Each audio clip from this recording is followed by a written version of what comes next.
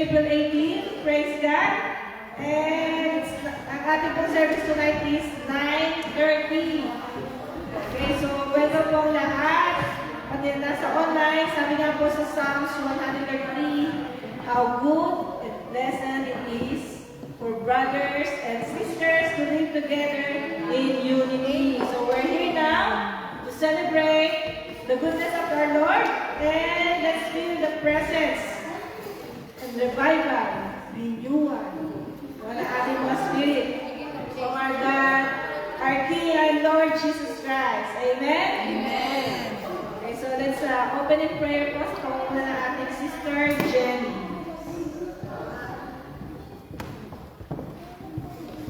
Second harvest.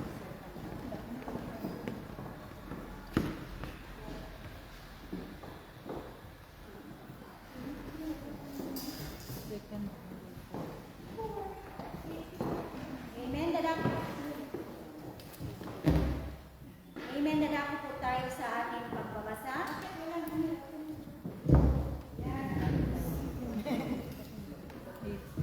Ang ating babasahin ay matatagpuan sa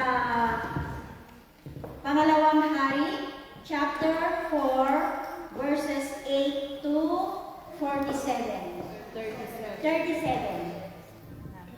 Okay? So, salitan po tayo sa pagbabasa. Amen. 8. Isang araw, pumunta si Eliseo sa Shunem. May mayamang babae roon na nakiusap kay Eliseo na dumaan muna at kumain. Simula noon, kapag dumaraan si Eliseo sa Shunem, humihinto siya sa bahay ng babae para kumain. Ngayon, nagsabi ang nagsabi ang babae sa kanya, nalalaman ko na isang banal na lingkod ng Diyos ang taong ito na palaging dumadaan dito sa atin. 10. Igawa natin siya ng maliit na kwarto sa may bubungan at lagyan natin ito ng higaan, mesa, upuan at ilawan para kapag pumunta siya rito sa atin ay may matutuluyan siya. 11. Isang araw, napunta si Eliseo sa Shunem. Umakyat siya sa kwarto at nagpahinga. 12. Inutusan niya ang katulong niyang si Gehazi na tawagin ang babae. Kaya tinawag ni Gehazi ang babae. Pagdating ng babae, 13. Sinabi ni Eliseo sa katulong niya, dahil sa mabuting pag-aaruga niya sa atin, tanungin mo siya kung ano ang magagawa natin para sa kanya. Gusto ba niyang kausapin ko ang hari o ang komandante ng mga sundalo para sa kanya? Sumagot ang babae, hindi ko kailangan na butingon ko ang kalagayan ko kasama ng aking mga kababae. 14. Nagtanong si Eliseo kay Gehazi, ano kaya ang magagawa natin para sa kanya? Sumagot si Gehazi, wala po siyang anak na lalaki at matanda na ang asawa niya. 15. Sinabi ni Eliseo, tawagin ko siya ulit, kaya tinawag siya ni Gehazi at tumayo ang babae sa pintuan. 16. Sinabi ni Eliseo sa kanya, sa susunod na taon, sa ganito ring panahon, may tinakalong ka ng anak na lalaki. Huwag naman po, Ginoo, tugon ng babae. Nakikiusap po ako sa inyo, lingkod ng Diyos. Huwag naman po sana ninyo akong paasahin. 17. At nagpuntis na ang babae at nanganak ng lalaki sa ganitong panahon ang sumunod na taon ayon sa sinabi ni Eliseo. 18. Isang araw nang lumaki na ang bata, pumunta siya sa kanyang ama na nagtatrabaho sa bukid kasama ng mga gumagapas. 19. Sinabi niya sa kanyang ama, masakit po ang ulo ko, masakit po ang ulo ko. Sinabi ng kanyang ama sa utusan, dahil niya siya sa kanyang ina. 20. Dinalangan ng utusan ang bata sa kanyang ina. Kinalong ng ina ang bata hanggang tanghali at ito'y namatay. 21. Inakyat niya niya ang batay ng kanyang anak sa kwarto ni Eliseo. Sinilagay sa higaan nito. Pagkatapos lumabas siya sa kwarto at isinara ang pinto. 22. Tinawag ng babae ang asawa niya at sinabi, padalhan mo ako ng isang utusan at isang asno para mabilis akong makapunta sa lingkod ng Panginoon at makabalik agad. 23. Nagtanong ang asawa niya, bakit ikaw magpapupunta? Hindi naman gusto ng pagsisimula ng buwan ng ikaw ng Panginoon. Sumagot ang babae, ayos lang yun.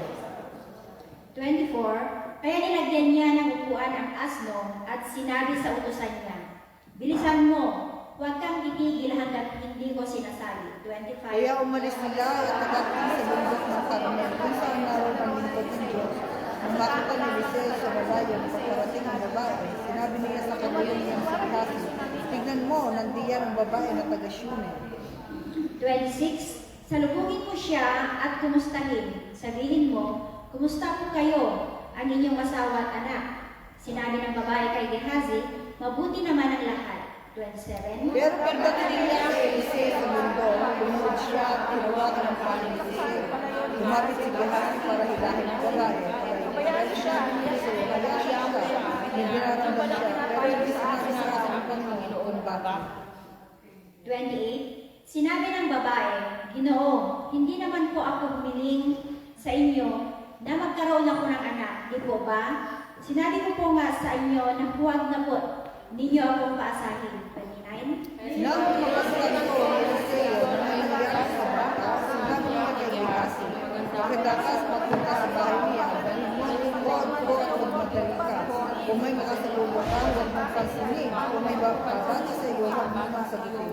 Pagdating mo, ilagay mo agad ang tukod ko sa mukha ng bata. 30. Ngunit sinabi ng ina ng bata kay Eliseo, sumusumpa ako sa buhay na Panginoon,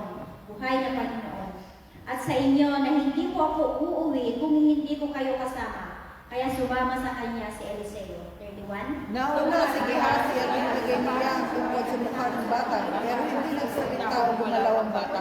Kaya bumalik si Gehazi para salubungin si Eliseo at sinabi, hindi po nabuhay ang bata. 32. Nang dumating si Eliseo sa bahay, nakita niyang patay na ang batang nakahiga sa higaan niya. 33. Pumasok siya sa parang pintuan at nanalangin sa Panginoon. 34. Pagkatapos, dumaba siya sa bata at inilapat ang bibig niya sa bibig ng bata, ang mata niya sa mata ng bata at ang kamay niya sa kamay nito. Habang nakadapa siya, unti-unting umiinit ang katawan ng bata. 35. Tumayo si Eliseo at babalik sa pagsilig. Hindi siya bumaba sa bata. Sa pagkakataon yun, dumating ang bata ng beses at anila. 36. Tinawag ni Eliseo si Gehazi at sinabi, tawagan mo ang kanyang ina. Kaya tinawag nga niya ito. Nang dumating ang babae, sinabi ni Eliseo, kunin mo ang iyong anak. 37. Sabay-sabay po tayo. Pagpapakirang pa ang babae sa kanan ni Eliseo, bilang pagpapasalamat Kinuha niya ang kanyang kanyang anak anak at kaya at dinala sa ibaba. Ang Diyos ang matagdag ng pagpapala sa pagbabasa ng kanyang mga salita. Tayong lahat ay manalangin na manaming Diyos, makapangyarihan sa lahat. Lord, pinupuri ka namin, O God, pinapasalamatan ka namin, O Lord God, sa iyong kadakilaan, O Lord God, tunay nga po, O God, na ikaw ang aming Diyos na dakila, Diyos na tapat, at Diyos na makapangyarihan sa lahat, O Panginoon. Lord, maraming salamat, O God. Kami nagpapakumbaba sa iyo, O Lord God. Lord, nakikita mo, O Lord God, ang mga laman ng mga puso namin, O God. Lord, walang lihid, O Panginoon, Lord God, sa iyo, O Lord God. Kaya Lord, kilala mo kami, O Lord God, in and out, O Panginoon, Lord God. Kaya Lord, pakalinisin mo nga po, O Lord God, ang aming mga puso, O Lord God, ang aming mga isip, O Lord God. Sa salita namin, pananalita namin, O Lord God, sa mga ginagawa namin, O Panginoon, Lord God. Lord, pakalinisin mo kami, O Lord God, at turuan mo kami, O Lord God, na makasunod kami, O Lord God, lumakad, O Lord God, ayon sa iyong kagustuhan, O Panginoon. Kaya Lord, maraming salamat po Lord God, at Lord, sa oras na ito po Lord God, maraming salamat po Lord God sa mga kapatiran po Lord God, at naririto na po Lord God, at sa mga nasa labas po Lord God. Lord, idako mo sila po Lord God, nang makarating sila po Lord God, safe and sound po Lord God, dito po Lord God. At i-release mo lahat po Lord God, ang mga anak po Lord God, na makadalo sila o Lord God sa mga gawain po, Panginoon o God. Lord, maraming salamat po Lord God. Tinataas namin o Lord God ang gawain natin o Lord God sa gabi ito po Lord God. Lord, seal this place o Panginoon o God. Seal this place o Lord God. This is your place o Lord God. This is your service o Panginoon o God. Kaya Lord, manguna ka o Lord God. pangunahan mo, Lord God, ang gawain natin, O Lord God, sa gabi ito, O God.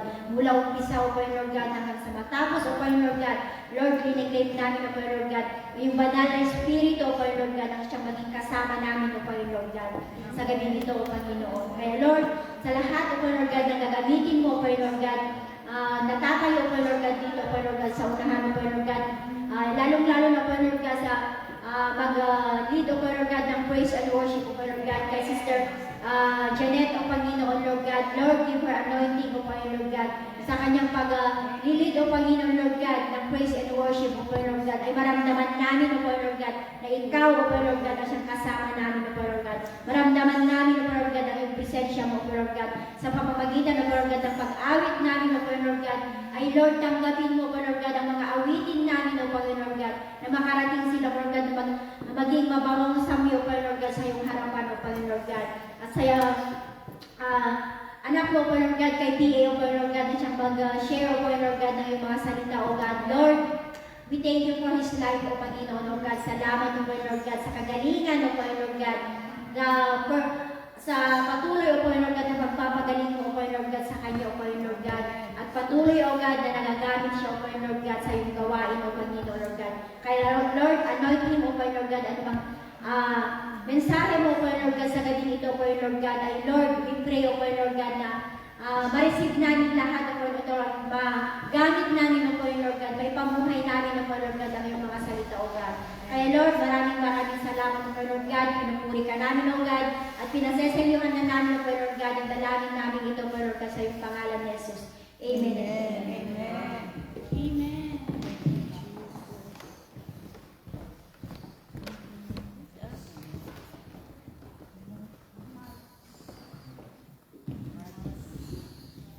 Dadako po tayo sa pangalawang pagbabasa na magtagpuan sa Mark chapter 9 verse 2 hanggang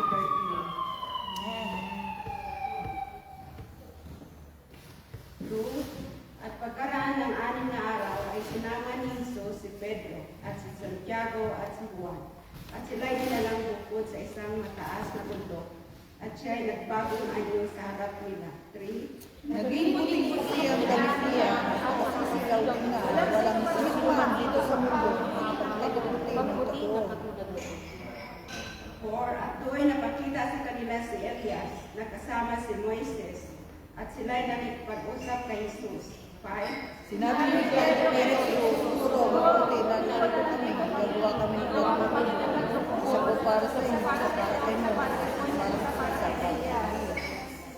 6. Sapagkat hindi niya nalalaman kung ano ang isasagot, sapagkat sila'y lubang nangatakot. 7. Pagkatapos, pinakpan sila ng ulat, narinig sila ng inig mula sa ulat ng isa. Ikaw mo na mahal ko nila, pinakinggan mo siya. 8. Karak-karakay sa biglang paglinag nila sa palibot-libot ay wala silang nakitang sinuman, kundi si Jesus lamang na kasama niya. 9. Nung pagkabali sila sa bubok, pinagbilin sila ni Jesus, magiging sa mga pagkakamitan ng mga takot. Tapos, pamuling na mga 10. At kanilang iningatan ang pananalitang ito, na nagtatanungan sila kung ano ang kahulugan ng pagbabagong maguli sa mga patay. 11. Nagtanong sila kay Jesus, bakit sinasabi ko na nakapagpulong sa tusang kailangan daw munang dumating si Elias bago dumating ang Kristo. 12. At sinabi niya sa kanila, katotohanan si Elias ay pariritong mauna at isasauli sa dati ang lahat ng mga bagay. At paano nasusulat ang tungkol sa anak ng tao, na siya ay nahihirap ng maraming bagay at walang kalangan. 13. Sabay-sabay po tayo.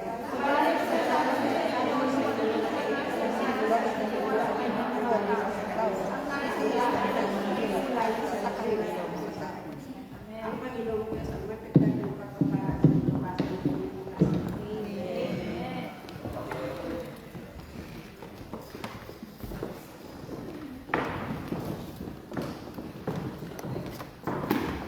Kita ako, te? Yes. Kita, bayat ka na eh.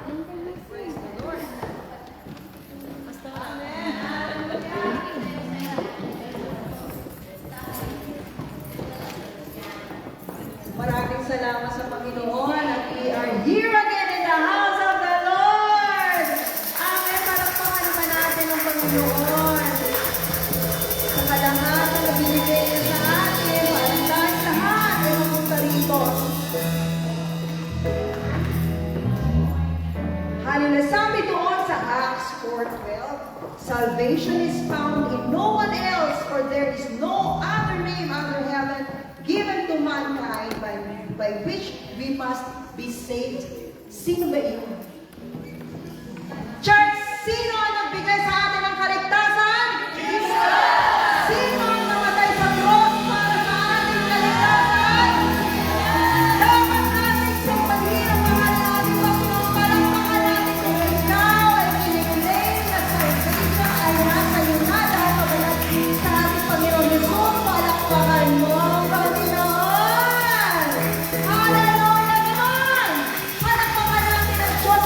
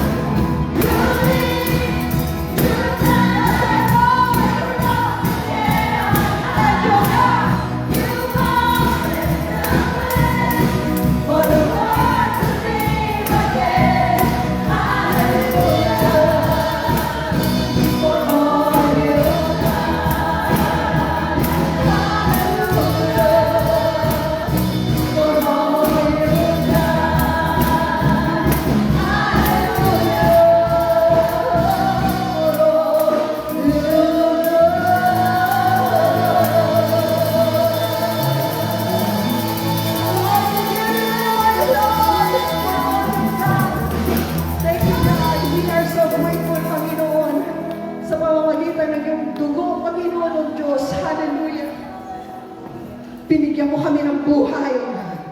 Pinatawad, O Lord. Hallelujah. Salamat, O Jesus. Thank you, God. Hallelujah. There is no other name na pwede magbigay sa atin ng salvation. It's only Jesus. Say it, Jesus. Jesus. Jesus. Jesus. Thank you, Jesus. Hallelujah. Thank you, Jesus. Let's sing this song from our heart. Hallelujah. Hallelujah, Jesus. And I'm forgiven because you are saving. Thank you, Lord. And I'm accepted. You earned it. And I'm alive and well. Your spirit is within me because you died and rose again. Hallelujah, thank you, Lord. Amen. And I'm forgiven because you are forsaken. And I'm accepted. You earned it. I'm alive and well. Your spirit is within me because you died. Lord, I thank you. Hallelujah. Amazing love. How just lift your voice to the Lord that you might be what died for me. Amazing love, lying on this room, and it's my joy to follow you in all I do. I owe you. Let's declare, Hallelujah. And I'm forgiven because you are forsaken. And I'm accepted. You earned it. And I'm alive and well. Your spirit is within me because you died and rose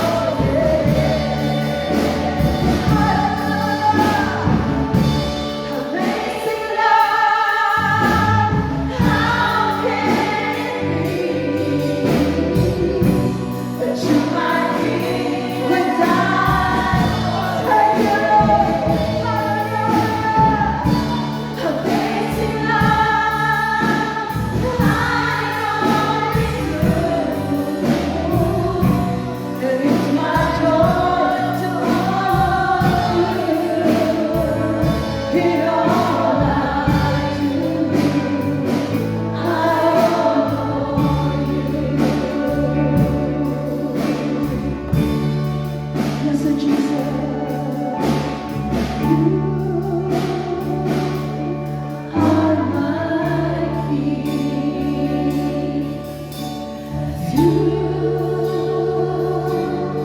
are my joy. Say it from your heart. Jesus, you. Say the name of Jesus. Jesus is our King. Jesus, you. Jesus, our Savior and Redeemer. And Jesus, you. Are my King. Jesus, you. Let's fill this place with the name of Jesus. Oh, Jesus, you. Hallelujah. Feel the presence of the Lord. Oh, Jesus, you. Say it from your heart, Jesus. Oh, Jesus.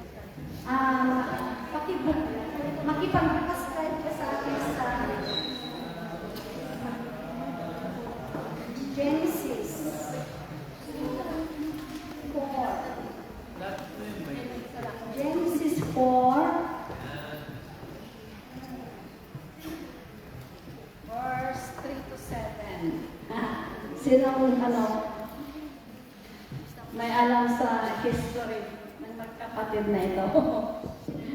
This is about Cain and Abel. Diba? Sila po ay brothers, magkapatid po sila. And then, dumating po yung time na nag-offer po si Cain sa Panginoon na yung sobra-sobra lang leftover sa mga kanyang mga kayamanan o inaano o kinikita. Diba? Then, at yung brother din niya na si Abel ay nag-offer din po siya. Ngunit si Abel ay pinili niya yung pinakamainang yung first born ng kanyang mga animals. Yun po ay kinatay niya at binigay niya yung very first portion for the Lord. Then, nakita po ng Lord, ang God, ang heart ni Abel, na yung in-offer ni Abel ay worthy. Napaka-worthy po sa kanya. Subalit, yung brother niya na nag-offer ng sobra-sobra ng kanyang mga inani ay hindi po na-please ang ating Panginoon Diyos. So, ang kinalugtan po ng ating Panginoon ay yung in-offer po ni Abel. Amen? Kasi nakita ng Lord ang kanyang puso na kahit sa napakamahal, kasi yung mga tupa noon, di ba pag nagkaano sa mga animals, talagang mamahaling mga offerings yan sa Panginoon Diyos. So, ang kinalagdan ng Diyos, yung in-offer po ni Abel. Hindi po kay Cain. Di ba?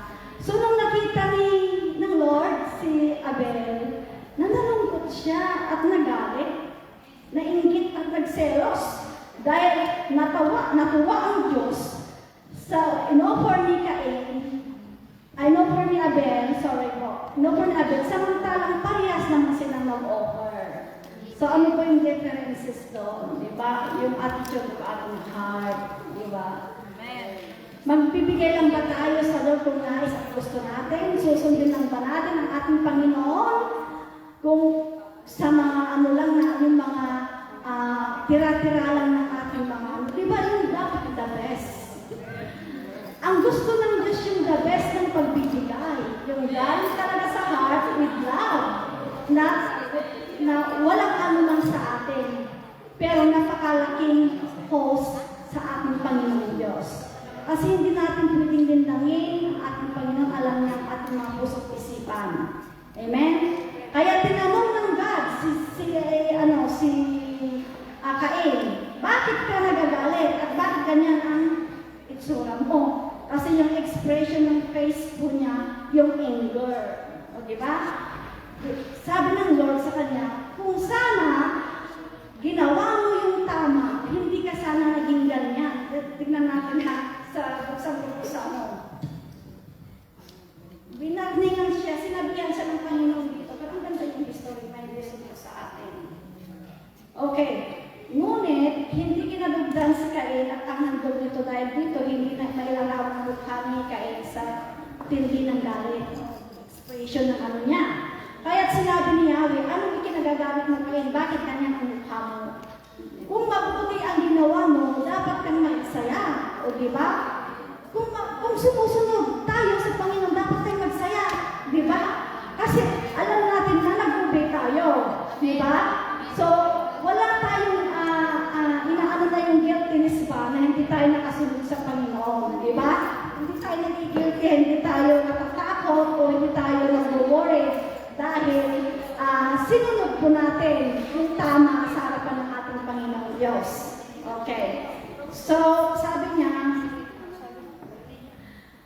kung masama naman ang kasalanan tulad ng mabangis na hayop na laging nalabang upang lampain ka, sabi niya, nais nitong pagharian ka, kaya kailangan mapaglabanan mo ito. O, diba? O, kinausap siya, kinonfront siya ng Panginoon. Actually, binigyan pa siya ng chance na pagbabago dahil winarningan po siya ng Diyos para hindi ka mapagharian ng kasakiman mo sa pera. O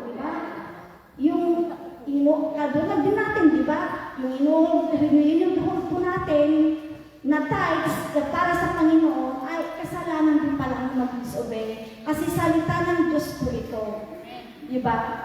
So, kung ayaw mong pagharian ka ng poverty na yan, ay sumunod ka na lang po. Kasi kaysa magsuffer ka naman ng consequences, kasi binabalaan ka ng Lord, di ba? Nangungusap na nga ang Panginoon sa'yo at ayaw mo pang gawin. Nagayaan ka ng Panginoon na maging matigas ang iyong ulo. Hanggang sa anong ginawa niya, pinatay niya yung brother niya. Di ba? Dahil lamang sa offering na yan, pinatay po niya ang kapatid po niya. So nais ba natin, yung poverty ba natin, papatayin tayo? Yung hindi natin pag-obey sa Panginoon? Papatayin niya yung spiritual natin pag-obey sa Panginoon, spiritual na bagay na natin pagsunod sa Panginoon, di ba? Ang saklap, kapatid pa niya po mismo yun. Amen. So, ang nais ng Diyos ay mag-offer po tayo ng tama at sundin po natin siya, di ba? Kasi accept yung si David nga nung nag-offer siya maalala niyo yung sa first King or Second Kings. Si David nga, bumili siya ng lote. Binibigay sa kanya yung lote na pagtatayuan niya ng altar ng Panginoon. Pero binili pa rin niya because he doesn't want to offer unto the Lord that hinukus natin. Diba? So dapat ganun din po tayo. Diba? Kailangan yung mga ino-offering po natin, binibigay po natin sa ating Panginoon ay worthy, ma-please ang Panginoon sa ating buhay. Papaano kung hindi tayo nagtatapat at hindi tayo nagbibigay ng tayo sa offering? Pinatigas na natin yung puso. Diba?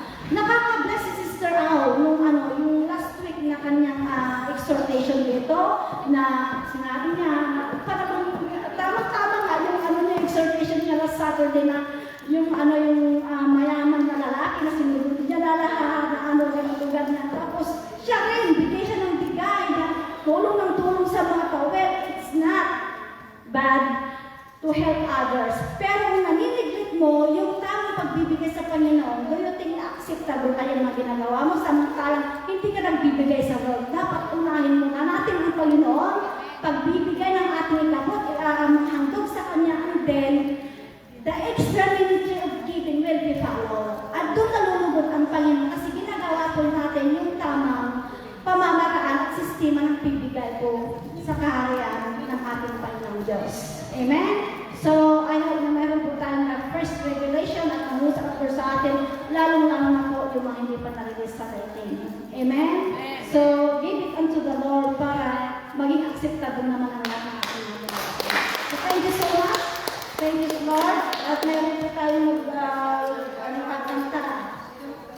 Sino ang kakanta? Sister Rose. Ang ganda ng boses niya. Sister Rose. Thank you po. Amen. Thank you. Sabi po sa 1 Peter 1:3, praise be to the Father of our Lord Jesus Christ. In His great mercy, He has given us new birth into a living hope through the resurrection of Jesus Christ from the dead. Amen.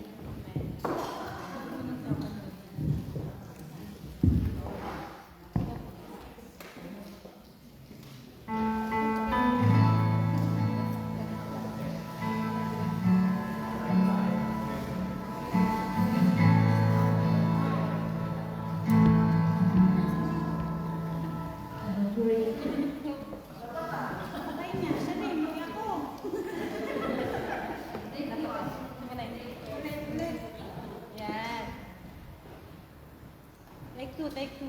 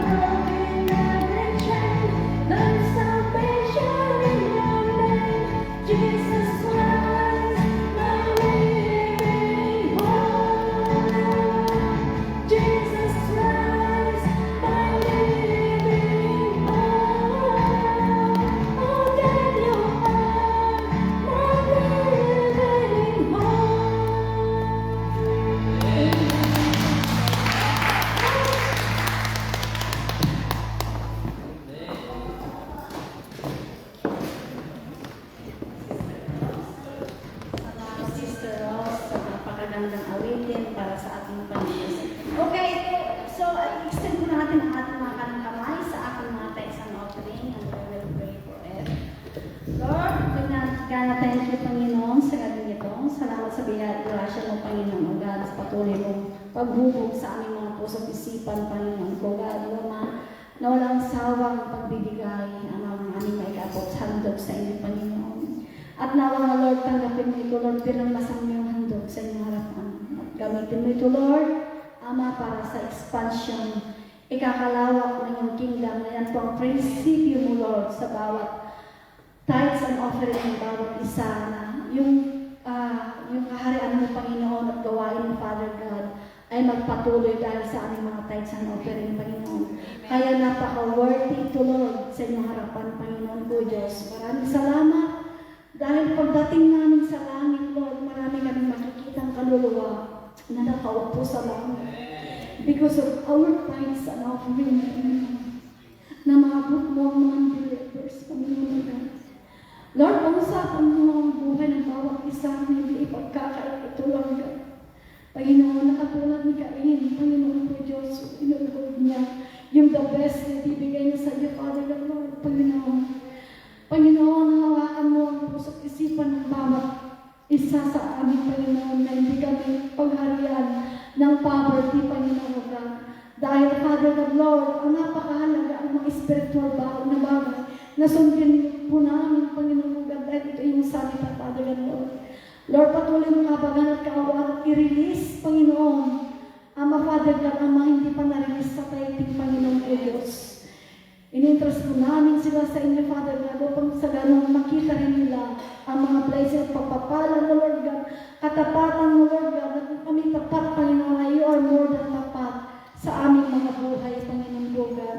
Kaya, Ama, Panginoon, patuloy mo i-sustain ang aming mga buhay, Panginoon, ang aming kalakasan, ang aming strength, Father God, Lord, Ama, na lalo kaming magkaroon ng kalusugan, Panginoon ko, Diyos, Lord, upang kami makapagtrabaho, at kumita, Panginoon ko, Diyos, ng mga salapi, O God, Lord, O God, Panginoon, upang sa ganon, lalo po pang magamit ang aming buhay para sa mga channels of blessing sa iba, Panginoon, God. Lord, thank you dahil sa aming pagtatapat, Panginoon, sa aming patuloy na pagbibigay sa inyo, O God, Lord. Panginoon, makikita po namin ang mga award mo sa amin pagdating po namin sa iyong kaharian, Panginoon, O God. Dahil yan ang promises mo, Panginoon, for what we have done, Father God, according to what we have done, Panginoon ko, Diyos, O God, Lord, may gantimpala sa bawat isa, Panginoon, O God. Lord, maraming salamat, Panginoon ko, Diyos, sa mga salapin ito, O God, Lord. Pagpalain ng bawat kamay na nagbibigay at mga faithful sa tithes and offering, Panginoon. Umaasa kami lagi sa inyo, Panginoon, O God, na sa inyo, Lord, ang aming mga pag-asa sa buhay, Panginoon. Na sa inyo ang aming mga favor, Panginoon ko, Diyos, at mga pagpapala, Panginoon, na hindi masukat, hindi ma-measure, Lord, God, beyond our imagination, Panginoon, O God. Lord, thank you dahil sa inyo nagmumula ang lahat ng magpapala nito, Lord God. At binabalik lamang po namin, O God, Lord, ang mga salita, Lord God, dahil tunay kayo na Diyos, na tapat at tunay at makapangyarihan sa lahat, Panginoon, O God. At ginagawa niyo ang inyong mga pangako sa mga anak mo, patuloy na nag-uwi sa inyo, Lord. Lord, salamat, Panginoon, dahil buhay ang inyong salita sa aming mga buhay, O God, Lord. At ikaw ang makita sa aming mga buhay, Panginoon, O God. Lord, salamat, bless this church, ang mga upuan, Panginoon. Lord God, ng mga bakante kayo po ang magbibigay sa amin ng mga luluwa, Panginoon, ng mga tao, Lord God, Panginoon, na uupo sa mga upuan na yan, O God. Lord, thank you for the souls, Panginoon. Ama, Father God, na mag-born again sa mga salapin ito, Panginoon God. Ama, Father God, Lord, at uupo pa yun sa iyong kingdom, Panginoon o Diyos, at maglilingkod sa iyo, nakasama po namin, O God. Lord, thank you for everything, Panginoon o God. Ama, Panginoon, binabalik po namin ang papurit na sa salamat sa iyong tanging at matamis na pangalan mo, Lord. In the name of Jesus, I pray. Amen and amen and amen. Thank you, Lord.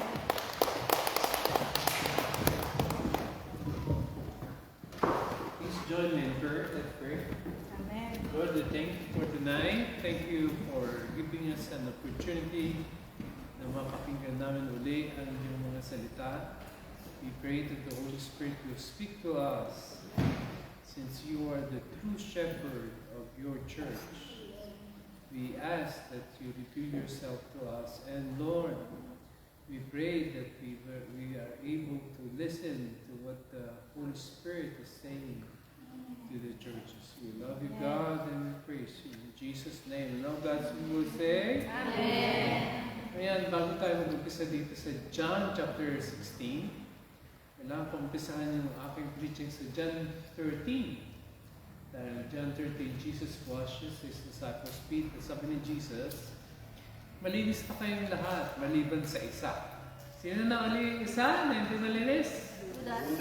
Judas. May Judas, hindi malinis lahat. At ang gusto ko kay Jesus, si Jesus nagbibigay palagi ng chance dahil kilala na niya si Judas from day one. Tinawag niya pa rin siya at inalaw niya sa ministry niya na mag-stay si Judas for 3 years. At nasa influential at very important ministry ba siya? Anong ministry ni Judas? Finance. Siya ang tagahawak ng ng salapi. Actually, ang trabaho niya, siya yung tagabili ng mga kailangan ng disciples. Kunwari, may kulang sina Lazarus doon sa papakain, siya ang tagadala. Or, merong feeding ministry si Jesus Christ katulad natin sa church. Pupuntahan niya yun, siya ang nagdadala. No? Kaya lang, medyo, kunwari, bibigay niya yung 100 shekel para doon sa feeding, ginagawa niya 50. Meron, cut siya. Kaya umpisa ko sa John 13, dahil sa John 13, nakita natin na may nagbudas at may nagkaila na kay Lord, di ba? Kaya, nung nangyari yun, nakita ng mga alagad na sa inner circle mismo ay may mga nagbudas at John 14, in-encourage na sila, di ba? In-encourage na sila dahil na-discourage sila. Sabi niya, do not let your hearts be troubled. You believe in the Father, you believe also in me. My Father's house are many mansions. If it were not so, I would have told you, I go to prepare a place for you, that I come back again to take you there.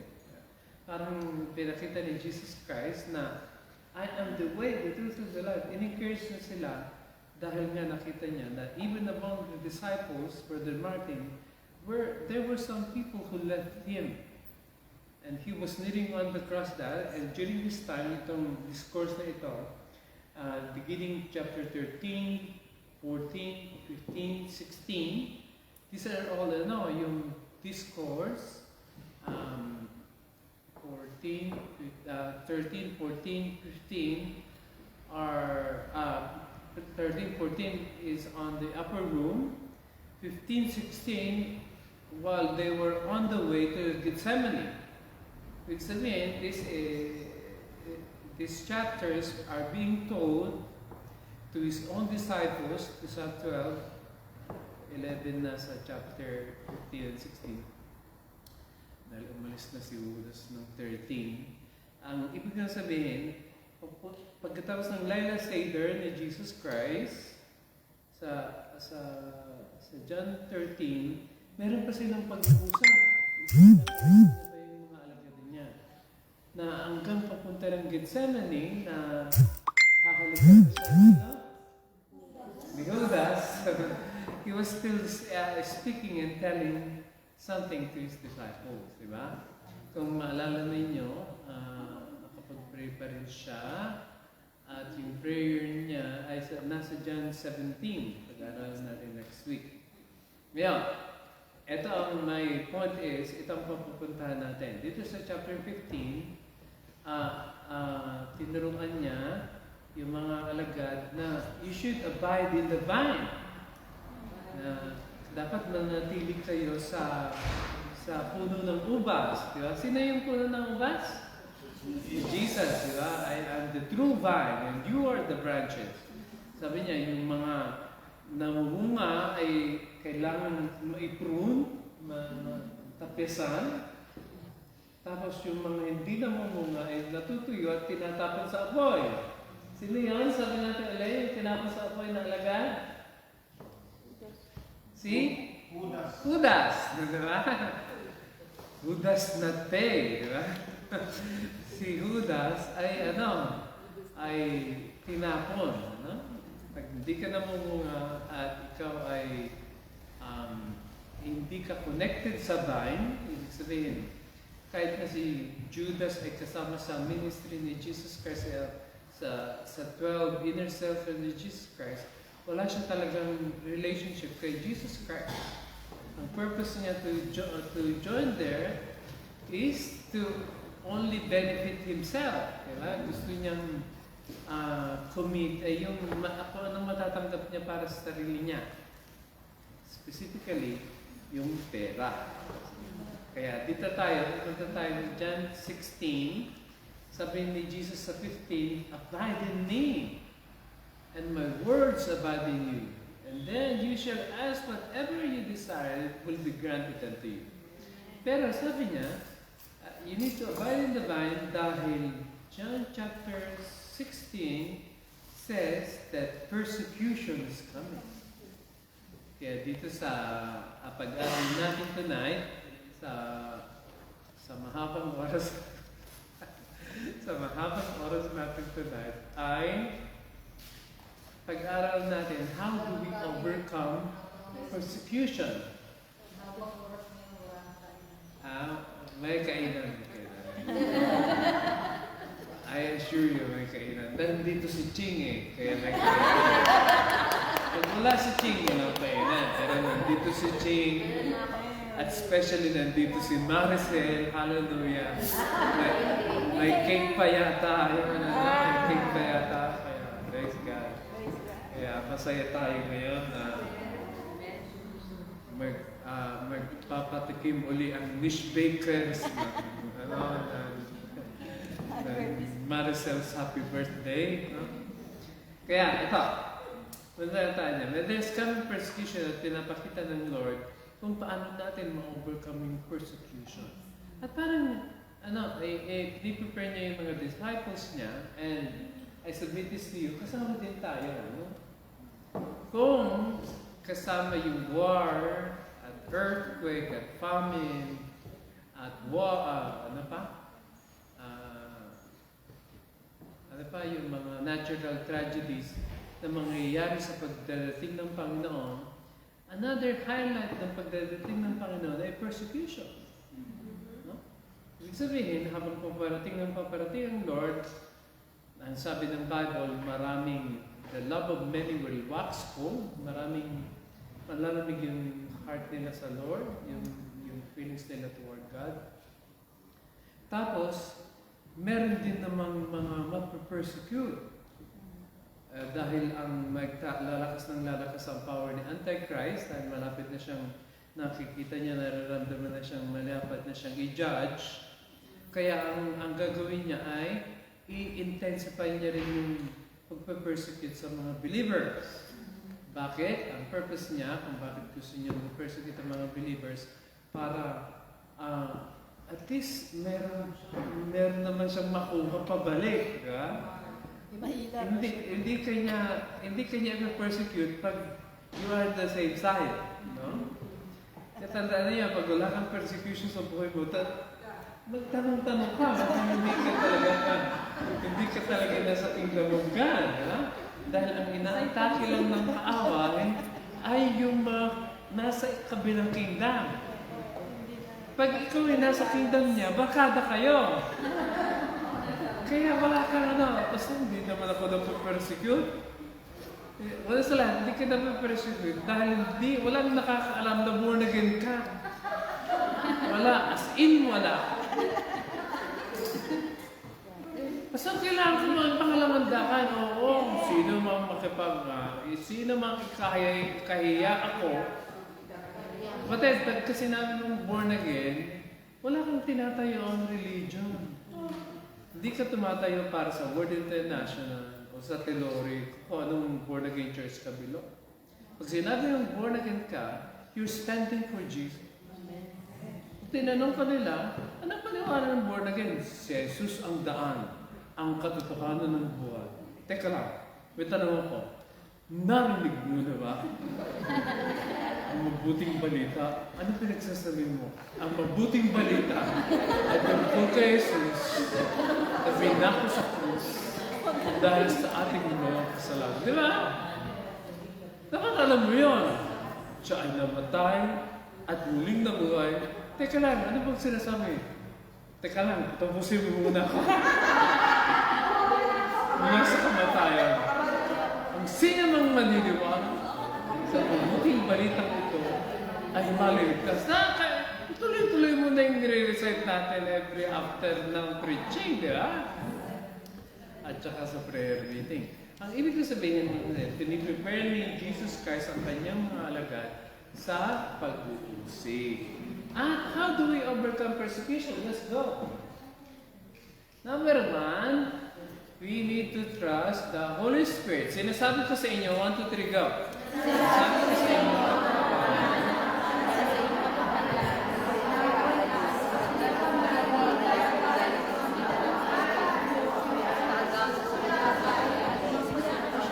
kanyang pagdating, ilalantad niya,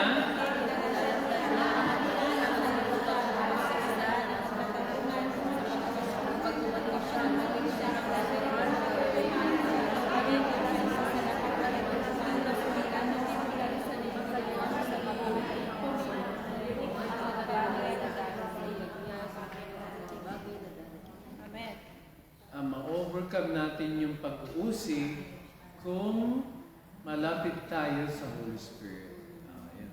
Dadating ang Paraclete, yung ibig sabihin ng Paraclete ay kaagapay.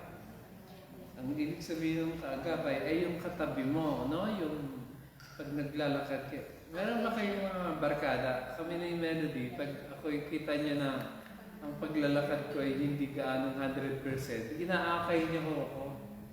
Dahil pwede kong matumba ako. Minsan may mga time na unstable yung direction ko. Hindi ko matuntun yung straight line. Hinahawakan niya ako dahil pwede kong pumunta doon o pumunta dito. Minsan nung pumunta kami sa Tel Aviv, nag-collapse ako. Okay na lang at nalagay ko yung dalawang kamay ko sa dalawang maitim. Sigawan sila, no? Sabi ko, hindi naman ako nakaganyan eh. Ganito naman ang kamay ko. Kaya lang siyempre, napakalaki ng lalaki tapos gaganyan sa iyo, no? Kaya na-shock sila. Buti na lang dumating sa si Melody. Kinablot niya kaagad ako. Sabi ko, sorry.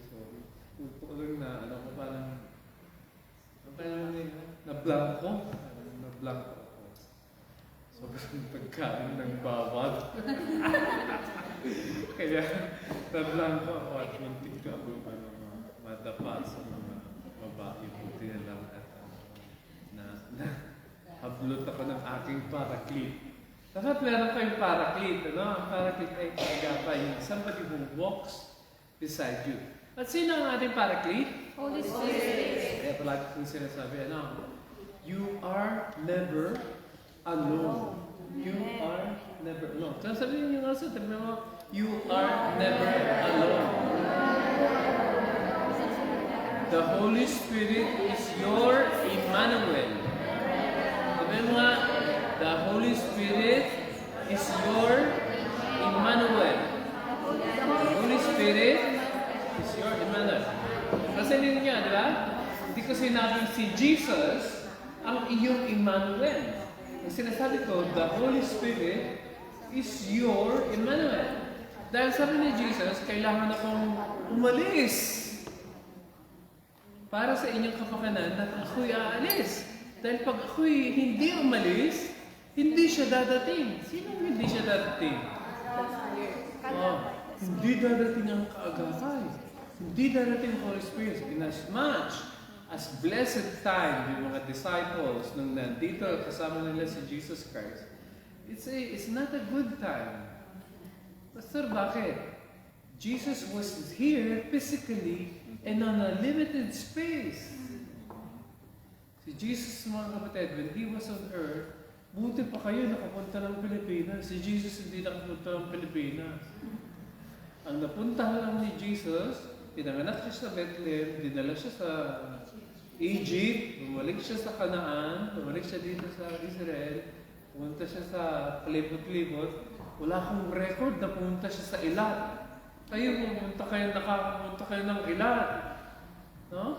Si Jesus, ang ministry niya ay sa Capernaum, Galilee, Jerusalem, di ba? Yung mga nababanggit Jordan River. Nakapunta din siya sa Jordan, di ba? Pero, hindi siya, hindi katulad ni Paul, nakapunta sa Asia Minor, Turkey, di ba? Nakapunta sa Macedon, sa Greece, di ba? Sa buong Europe. Nakapunta si Paul sa Napunta si Thomas, according to the tradition, nakapunta sa India, si Matthew, ang dami niyang, saan nakapunta si Matthew, Loida? Kalimutan niya ang report niya. Yung mga disciples ni apostles, nagkalat sila sa buong Asia na puntahan nila tayo. Pwede layo na ng India na puntahan pa din. Layo na ng India dito.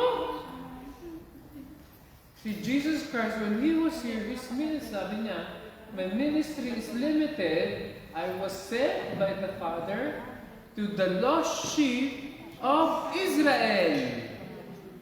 Anong ibig sabihin nun? Para sa Israel lang siya. Ang gospel, ang mabuting balita, hindi lang para sa Israel. Ang gospel ay para sa buong mundo. Di ba? For God so loved the world. Di ba? Palagi kong pinapalitan yung cosmos na yun ng humankind. For God loves the humankind. Gustong love ng Lord ang sa katauhan. Kaya ibinigay niya ang kanyang kaisa-isang anak. Di ba? Upang sino mang sumampalataya sa Kanya ay hindi mapahamak sa impyerno, kundi magkaroon ng buhay na. Ito yung purpose ni Jesus. Kaya lang, sabi niya, hindi ko magagawa ito pag hindi ako uuwi. Pero pag uuwi ako, mas makakabuti sa inyo yan dahil meron akong ipapadala. Nung ipinadala niya ang Holy Spirit, the disciples are never alone. Dahil kala nila, pag umakyat na si Jesus Christ, wala na tayong kasama. Parang ang feeling nila, paano na yan? Hindi na tayo, wala na tayong Jesus sa katabi natin na magliligtas sa atin. Kung naalala nyo, ang last scene na si Jesus ay na kasama nila was when he was struck. When nang siya'y pinatay, anong nangyari sa mga disciples? Nag-alisan sila, Nagtakasan sila. Lahat sila kasama ni Peter na nagsabi na, Lord, hindi ako aalis kahit anong gawin sa iyo. Tinanong lang siya, kasama mo si Jesus? Hindi ko kilala ng taong yan. Hindi ko nakikilala ng taong yan. Na nagmura pa siya. Sabi niya, saksi kang langit. Hindi ko kilala. Tapos numilaw ang manok pagkatapos niyang 3 beses na may pagkaila ng Panginoon. At ito ang masakit. Hindi lang siya kaya. Pati yung mga alagad, sabi nila, Lord, ipagkakaila ka na Peter, kami hindi. Pero nang inuli na siya, takbuhan sila. Pero bumalik din si Peter, nag-repent si Peter, James, and John. Nasa cross sila, Nasa cross. Kasama nila si Jesus Christ sa cross. Kaya lang, ito. Hindi natin mapapagtagumpayan yung pag-uusig kung wala tayong Holy Spirit sa atin. Sabi niya, ang Holy Spirit, ang Espiritu ng katotohanan, ang maggagabay sa inyo sa truth. Kaya napakalaga na matutunan natin yung truth. Kaya tandaan niyo mabuti kahit, kunwari, okay lang kung magkasama tayo ngayon dahil ang pinag-aaral natin Bible. Dating ang panahon, pag kayo umuwi na o pumunta kayo sa ibang bansa, di ba, magkakahiwalay tayo. Palagi niyong hanapin yung truth, di ba? At sino ang magdadala sa inyo ng truth? Ang Holy Spirit. Ang Holy Spirit, ang palagi niyang ginagawa, tinataas niya si Jesus Christ, pinapangaral niya si Jesus, at in-exalt niya yung truth. Ano ba yung truth? Na si Jesus ang daan. Ano? Palagi yan. Dapat paulit-ulit yan na naka-emphasize sa preaching na napapakinggan mo. Na si Jesus ang daan. Pastor, born again ako, kailangan mo mong marinig yan. Kailangan mo mong marinig yan dahil kailangan mong ipakasa sa iba.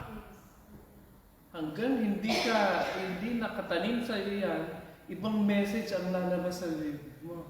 Kailangan gospel ang mapakinggan. Jesus ang mapakinggan sa iyo. Pastor, bakit kaya dapat maging ganon? Para ma-transfer mo sa iba.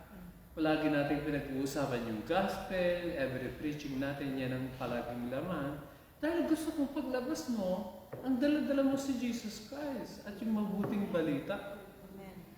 Palagi natin kinukonfess ang gospel, ang mabuting balita sa Friday prayer, sa first and second service, at sa Sunday prayer. No? Kasawa na kung saan.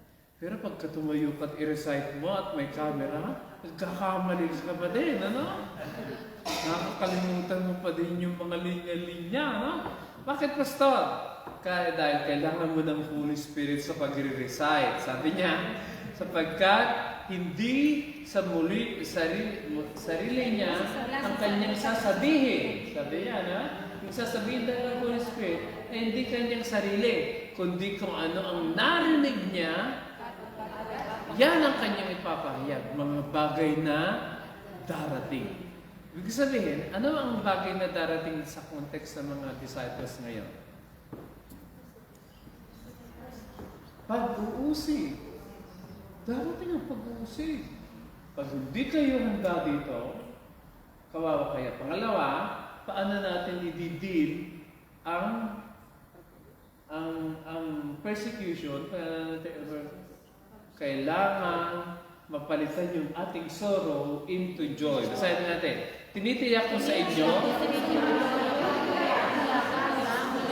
Ulit ang salimutan.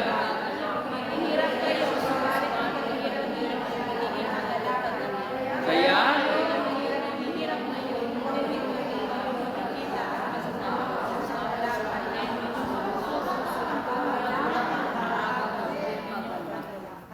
sabi niya, tinitiyak ko sa inyo na kayo'y iiyak at tatangis.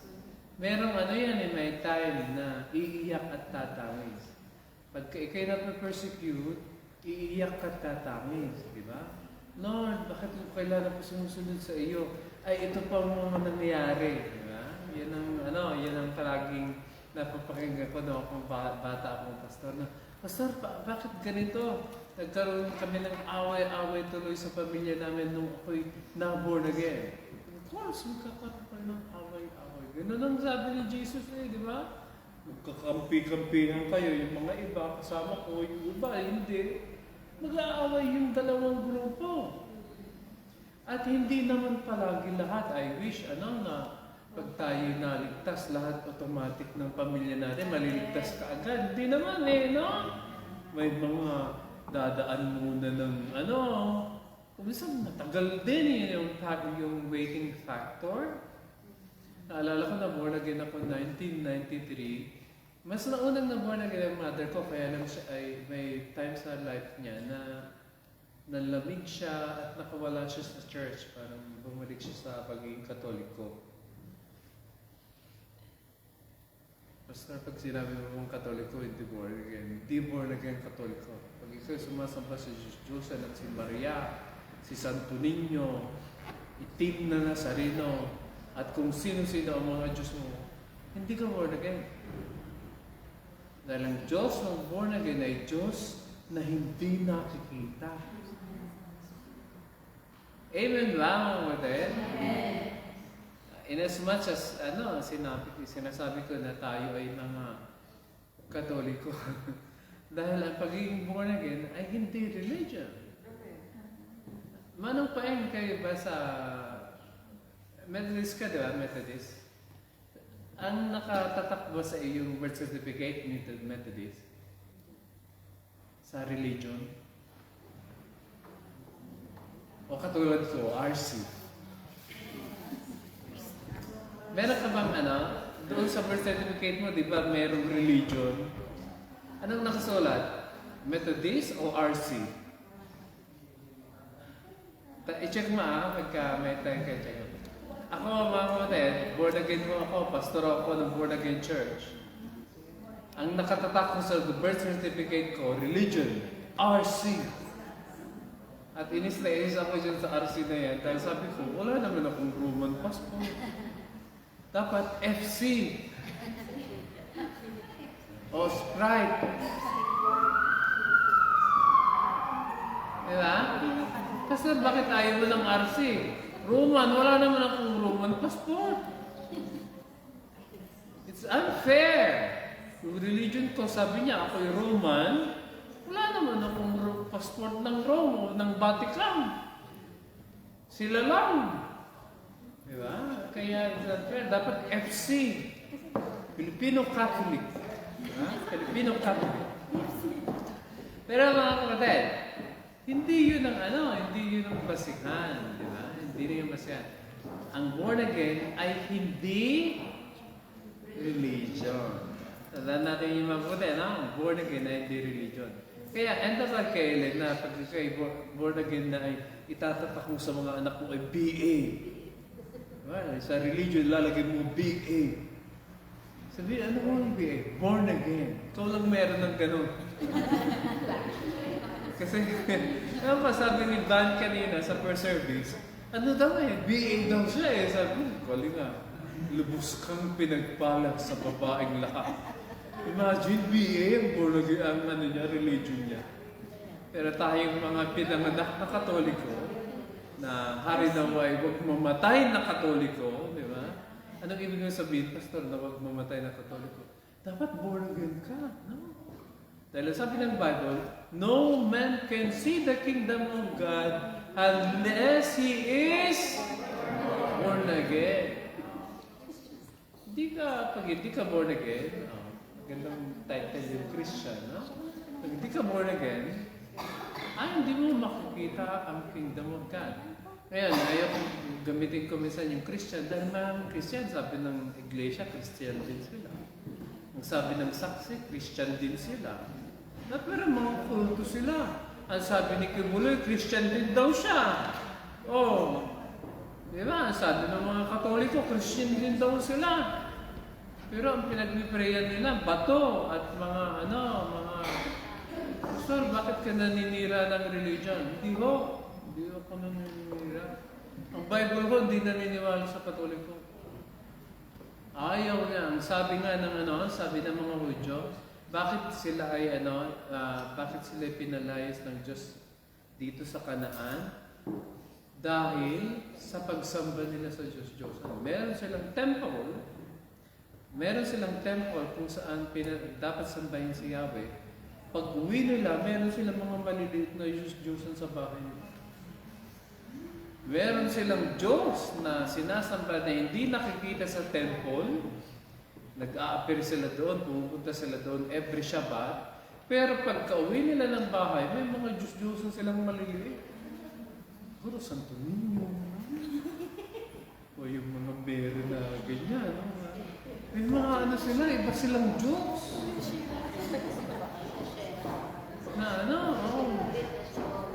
Mga picture na maliit na yung figurin ni Molech, ni Ashtoreth, di ba? Yung mga ibang Diyos. Ni Baal. Imagine, dami silang mga Diyos-Diyosan. Kaya sabi ni kailangan maranasan natin ang kalapitan ng Holy Spirit para yung ating paghihinagtis will turn into joy. Ang Holy Spirit, ito, kasi niya, una, kayo iiyak at tatangis dahil sa persecution. Tapos, pag nagkita na tayo uli, kayo ay mag-umapaw sa dalawa interpretation ko dito. Una sa lahat, yung first interpretation na tamang interpretation ay pag nagkita na tayo uli, ibig sabihin, namatay sila sa persecution. At yun ang nangyari sa mga 11 apostles, diba? totoo lang, wala sa kanila. Maliban kay Judas, si Judas nagkamatay, diba?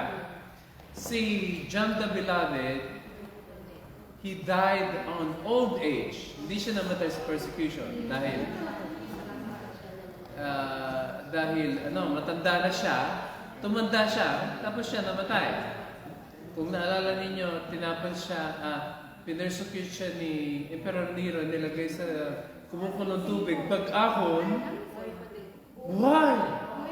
Kaya tinapon siya sa island of Patmos. Kala nila pag hindi kumain ay mamamatay. Doon niya naman nakuha yung Book of Revelation. Doon niya sinulat yung sa island of Patmos. Kaya kahit anong gawin naman, kaya may chismis sa panahon nila. So John 21, I think. John 21, may chismis noon na, anong palagay mo, Lord? Ito, si John. Hindi mo mamatay. Merong chismis noon na. At sabi ni Jesus, ang pakialam niyo, kung mamamatay o hindi, ang pakialaman niyo yung mission niyo. Ang chismis nila, Lord, ito na si John, hindi mamatay itong si John. At alam niyo, akala ng mga iba, hindi nga siya mamamatay. Pero he really died. Pero not in persecution time. Kaya, ang first interpretation ko dito na, makikita niyo ako uli, ay yung pagkayo namatay. Makikita mo uli. Kaya isa sa mga pangit marinig sa Panginoon, habang ikay nabubuhay pa, ngayon din, makikita kita sa paraiso. Ayaw kong mapakinggan sa Lord yan. Ngayon. Diba? Pag sinabi ng Lord ngayon din, ilang oras ka na lang mabubuhay. Diba? Kasi pagkasabi ng mga matay sa cross na, Lord, alalahanin niyo ako. Pag kayo naghahari na, ang sabi ng Lord, pare-parehas silang nasa cross, tatlo sila. Sabi ng Lord sa kanya, ngayon din, today, dadalhin kita sa paraiso. Patay! Sabay-sabay. Kaya dinala niya sa paraiso yung lalaki. Sabi ko, gusto kong mapakinggan yan, Lord, pero wag naman pa ngayon, no? Hayaan niyo muna ako mag-dialysis. At maranasan pa rin yung extension na tinatawag ng Bible, no? Pero ito, iyan yung first interpretation na yun ang pinakatama. Pero meron akong another interpretation na gusto kong isubmit sa inyo dahil hindi pa naman sila namatay kaagad di ba?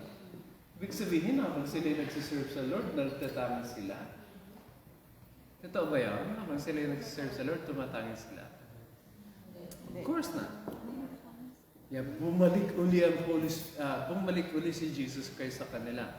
In the form of the Holy Spirit. Maliwanag ba yun? Yeah. Sa daling panahon, wala ako, pero pag alis ko, babalik din ako.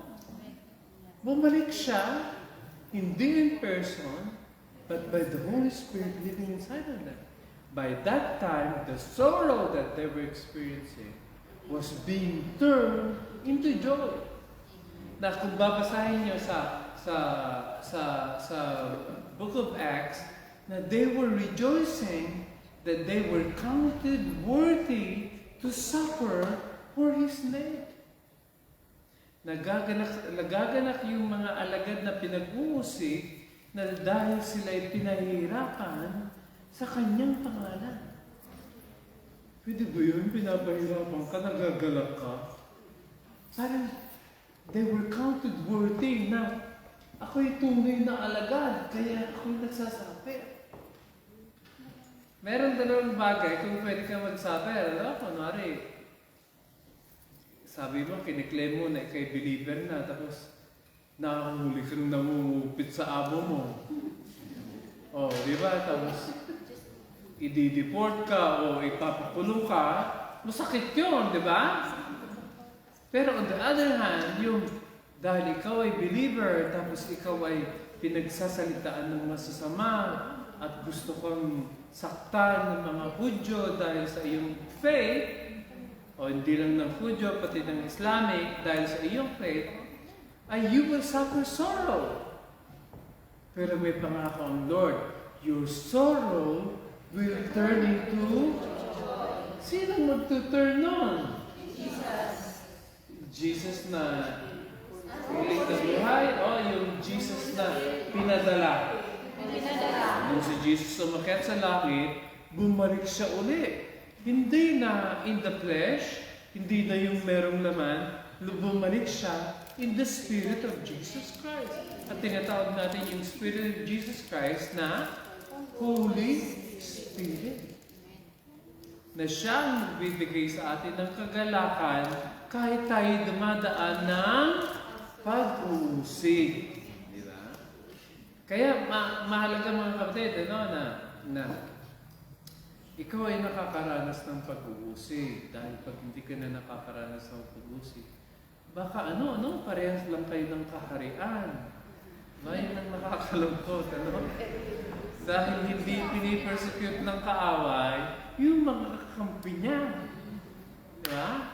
Napipersecute lang ang tao pag na-distinguish na nasa ibang kingdom ka na. At kung minsan, this is a plain truth and a hard truth. Minsan na-distinguish tayo, na-distinguish yung ating faith hindi sa ating mga gawa, kundi dahil sa ating mga dila. They were able to know us not because of our own actions, but because we speak the truth of the gospel. Hindi ka kaya mapapersecute pag hindi mo isi-share ang gospel. Walang persecution.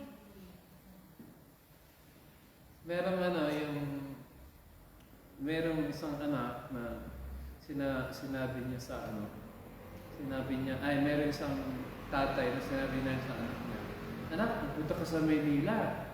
Doon kita pag-aaralin. Ingatan mo yung pananampalataya. Itago mo ng mataimtim. Paghawakan mo. Kaya, opo tayo. Pag-uwi niya ng kamusta anak, yung pananampalataya? Ikaw ba'y matatag?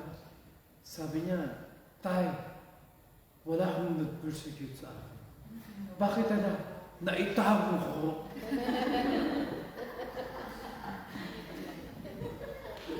Pag walang nakakaalam na kay born again, walang tatawag sa iyo. Walang tatawag sa iyo, hallelujah group ka pala.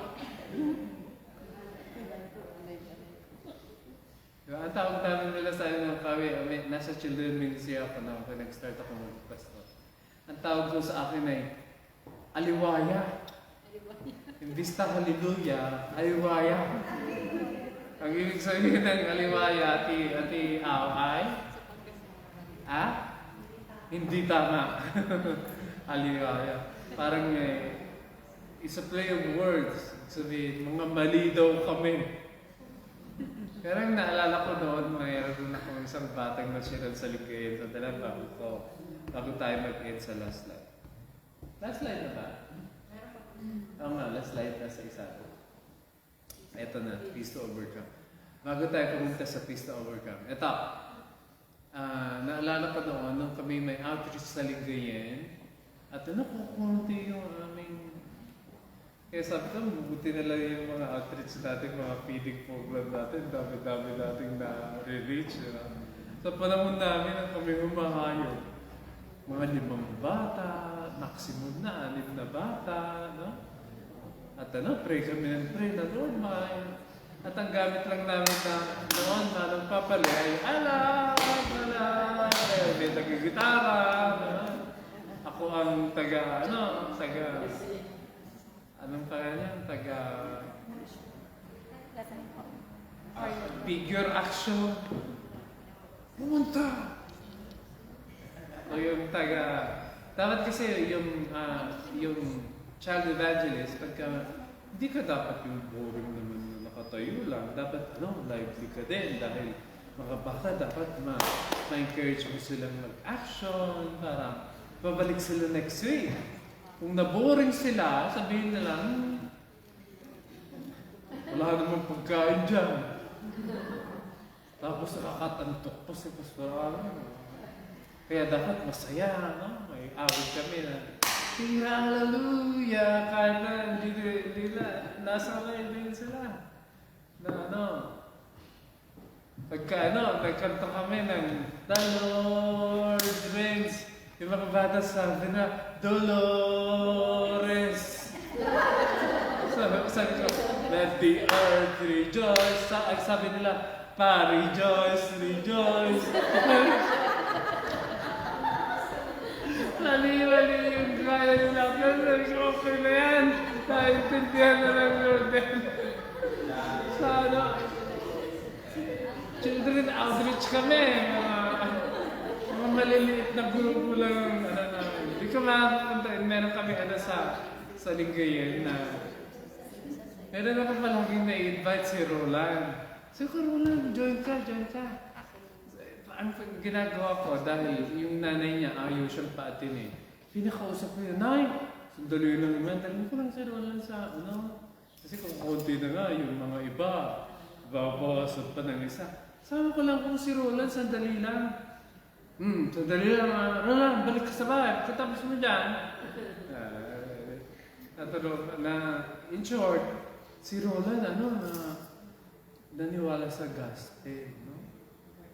Naging katulad ko na rin, hallelujah. No? At ito, I think I found it out a year ago, 2 years ago.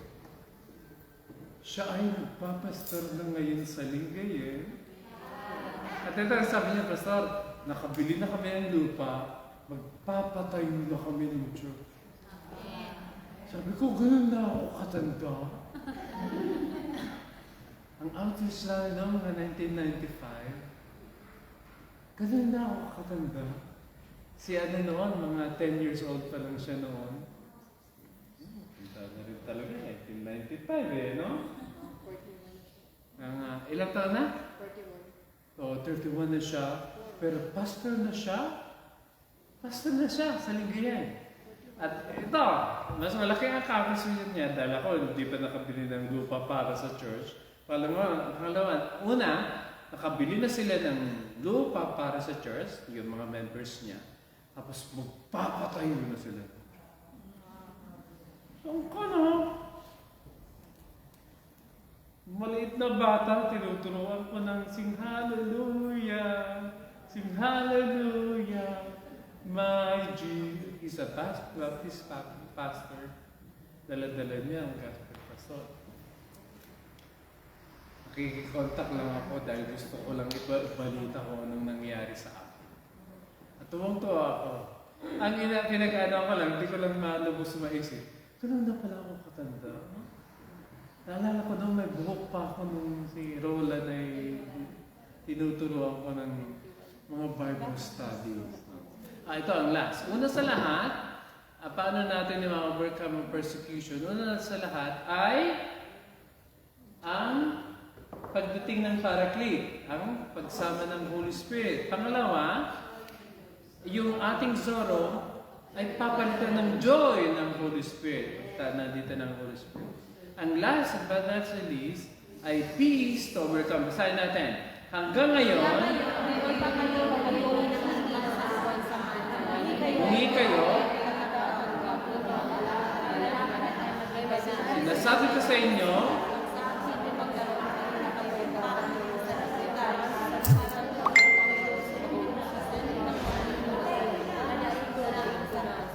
dito sa dalawang verses na ito, makikita natin, sa dalawang verses na ito, sabi niya, hindi pa kayo nahingi. Kung i-contextualize natin yung panghingi, parang you can always pray for deliverance. Kunwari kayo na-persecute, you can always ask for help. Amen ba? Pag kayo na-persecute, you can always ask. I still remember the main persecutor that I had is my mother. Ako yung born again, ayaw niya na ako'y sumusunod sa Lord, Ate Delia. Palagi niya akong pinipersecute. Galit na galit siya sa akin palagi. Nung ako'y lasinggo, hindi siya galit. Pero nung ako'y born again na, at palagi na sa church, galit na siya ng galit. sa lamlam ko, bumalik na lang kaya ako pagiging lasing ko. Parang mas okay pa sa kanya na naglalasing ako at nagsisinungaling at nangungupit sa kanya kaysa nung ako'y born again na at gusto ko nang lumakad ng matuwid. And it brought, Ate Maddie, it brought confusion with me. Hindi ko maintindihan. Bakit nung ako'y nasa kamunduhan, paglalasing, pagsusugal, at pagsagot-sagot sa kanya, okay lang sa kanya. Nung ako'y na-born again, Ate Maddie, galit siya sa ako. At nakita ko again, yung sinasabi ko, hindi magagalit si Satan sa kakampi niya. Yan, may problema ako. Kung ako'y nasa other side, ang mother ko nasa other side. Kaya isa sa mga main prayer ko na ako'y bagong believer at bagong pastor, Lord, gumawa kayo ng paraan na makakasama ko ang mother ko sa kingdom of God. Kung hindi, walang magpapastor. Mababawasan kayo ng pastor dito sa earth. Ayaw kong susunod sa Lord na ang magulang ko, ang nanay ko, ay hindi ko makakasama. Kayo na lang mag-isa. I was dead serious. Sabi ko, meron ka sticker na dinikit sa door namin. As for me and my house, we will serve the Lord. Almost 3 days in a week nung pinag-aaral ng missiology sa Baguio City. I always pray for the salvation of my mother. 3 days, I don't eat. Walang kain man ng papalit. Walang kain, tubig lang. Lunes, Martes, Miyerkules, tubig ang laman ng tiyan ko. Sabi ng mga kaklase ko, napakahuli talaga siya. Di nila alam na wala akong makain. Una sa lahat. Pangalawa, I'm crying out for my mother. Sabi ko, Lord, pag hindi mo save si nanay, huwag na lang tayo dito. Maglulukuhan lang tayo. Alam kong totoo kayo. Pero pag hindi nyo siya dadalhin in my lifetime, at gusto nyo kong sumunod sa inyo, kayo na lang mag-isa magpasto. Gusto ko magpasto, pero pag hindi nyo pagbibigyan ng gusto ko, ayoko na din, balik na rin ako sa parang nakikipagbilang sa Lord na ayaw ko, nangangaral ako ng mabuting balita, tapos ang nanay ko ay nasa ibang fellowship. Ibang sa Diyos-Diyosa. Kaya, naawa ang Lord sa akin, they came to a point na sa life ng mother ko na ganda-ganda ng story niya dahil ganda-ganda ng story pero napakahaba na ayaw ko na. Pero nung na-born again siya, isa sa mga primary ministry niya is to pray for her son. Kaya palagi siyang, alam, gusto kong sumama pag kayo mag-preach. Ipinapadala ko ng pastor ko sa iba't ibang place, sa Pangasinan. Sabi niya, sama ko. At alam mo ginagawa ng mother ko when I was preaching, she was sitting there and praying for me. She's not listening to my sermon. Pinag-pray niya, Lord, i-anoint niyo si Alan. Natapos niya yung masabi niya yung pinapasabi niya dito sa church. She was praying for me. Sabi ko, it's worth it na born again ang mother ko during my lifetime because she became my intercessor. Sama siya sa church namin kung mag-preach. Nag-pray siya sa pala. Anak ko, anoint mo si Alan doon. Bobo si Alan. Kailangan niya ng Holy Spirit. Puspusin niyo si Alan ng Holy Spirit. Kaya ito, kailangan natin ng peace. Yung peace na yon, sabi niya, sa world, magkakaroon ng pag-uusig. Sa akin, meron kayong peace. Sabi niya, huwag kayong mag-alala. I have overcome the world. Napagtagumpayan ko na ang sanlibutan. At paano napagtagumpayan ni Jesus Christ ang sanlibutan?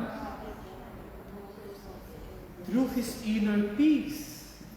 Diba? Ang daming gustong pumatay sa Kanya. Itong statement na ito, itong preaching niya ito, John chapter 14, 15, and 16, ito'y papunta na siya sa cross. Bakit meron pa rin siyang peace? Meron siyang meron siyang na-trouble na siya nang siya ay nasa Gethsemane na, di ba? Na-trouble na siya. My heart's so troubled. Parang naalis yung peace niya. Dahil ang Father mismo, hindi sumagot. Di ba? Ang sabi ni Jesus, Lord, is there any other way to accomplish this mission without drinking this cup of suffering? Heaven was silent. For the first time sa buhay ni Jesus Christ, na ang Father hindi sumasunod. Kaya when He was at the cross, He cried out according to the scripture, Psalms 20, Eli, Eli, lama sabtauti.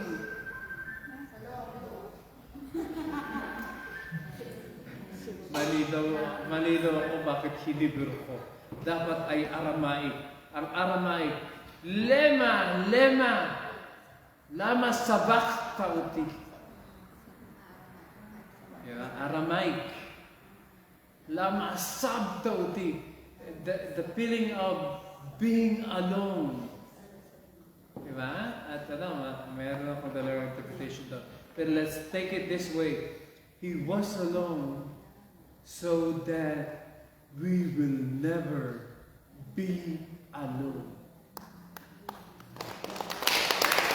Yun ang emphasis ng gospel ng mga kapatid. He became poor so that in Him we may become rich. By whose stripes we are healed. Diba? When He was alone, He gave an eternal company who will accompany us all the days of our lives. Kaya I'm going to repeat myself over and over. Kung minsan, may mga pinagdadaanan na tayo na akala natin, we're by ourselves. That's the lie of the enemy. Because you are never alone. You are never alone. You are never alone. The Holy Spirit is with you. Ito ang pangako niya, kapatid. Hindi kita iiwan.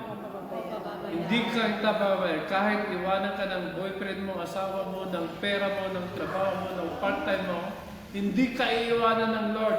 Yun ang mas mahalaga. Kaya ibig sabihin niya na closing prayer na, Lord, we thank you dahil kayo ang aming Emmanuel. Paano si Jesus ay Emmanuel nung siya'y nagkatawang lupa. Lord, you came in the Holy Spirit. And Lord, you are not standing in the front of us or back of us or in front of us. You are living inside of us. The reality of your presence, whether we feel it or not, is within our being. Our spirits are filled with your Holy Spirit.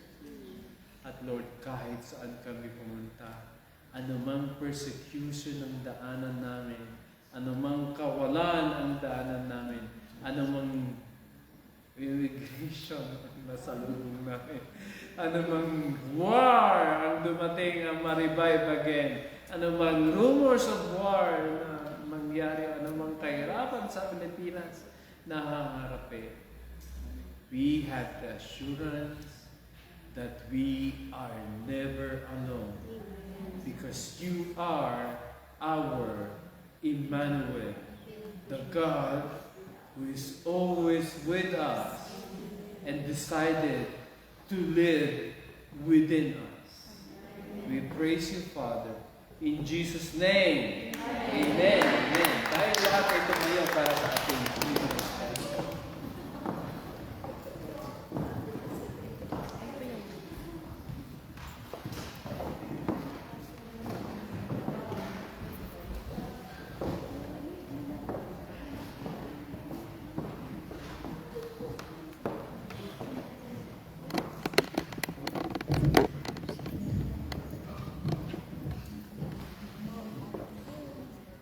galing mo na ba ang hindi ka na?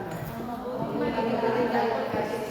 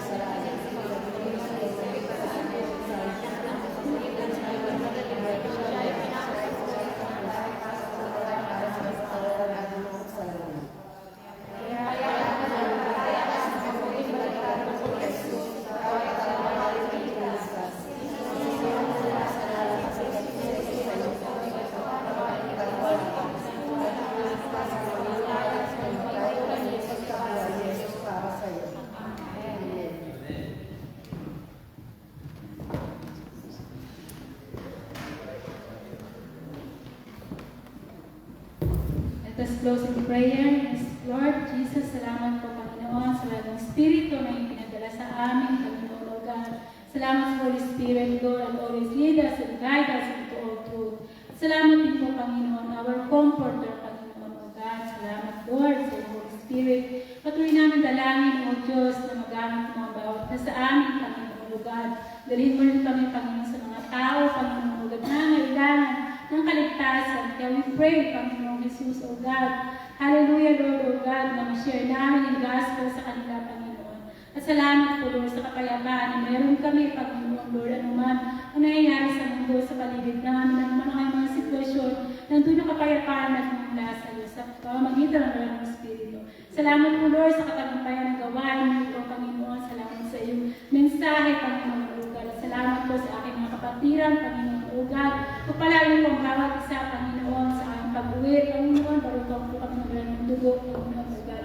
Salamat po, Lord, sa patuloy na pag-iingat, paggabay mo sa amin, Panginoon, O God. Padalangin namin, O Diyos, sa susunod na Saturday, Lord, na muli mo kayo babalik sa lugar na ito, Panginoon, O God. Maging mga tao, Lord, yung pinag-pray namin, na inaakay namin, Panginoon, O God. At mapuno, Panginoon, ang bahay-sambahan mo ito, Panginoon, ng mga tao, Panginoon, Lord, O God, ang pupurit sumasamba sa iyo at nagbigay ng buhay sa iyo. Lord, salamat po sa kanyang Espiritu na patuloy na nag-guide sa amin, Panginoon, O God. Salamat po, Lord, Holy Spirit. Salamat po, Lord, sa lahat ng ito binibigay namin sa iyo, pinapataas sa proyekto sa pagkaluwalhati, sa makapangyarang pangalan sa Jesus. Amen. Manatili kayo sa pag-ibig ng Diyos habang hinihintay ninyo ang buhay na walang hanggan na ibibigay ng ating Panginoong Hesus Kristo. Dati magsabi na, Amen!